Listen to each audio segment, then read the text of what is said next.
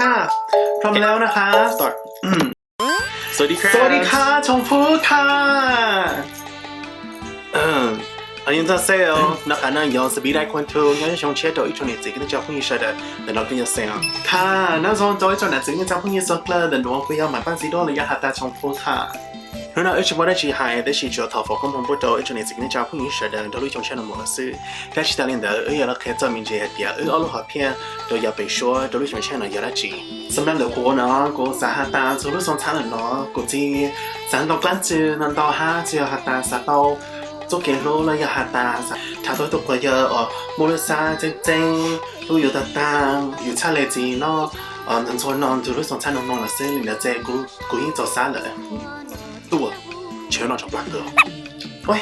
你跟你玩咗冇你跟你實當家姐喺度啊，咁咪容易，啲人你講聽。你，啊你要呢？爹爹會實當念到啊，哦，但是爹爹我之前實當記錄，我實當到錄嚟做嘢先，啊，可能係電梯到呢我冇念到呢位，叫有錢嚟做嘢先咯。哇，跟你係你跟你男人做事做個 plan 啦，係咯，做緊，哎呀，嗰啲全日寶啊！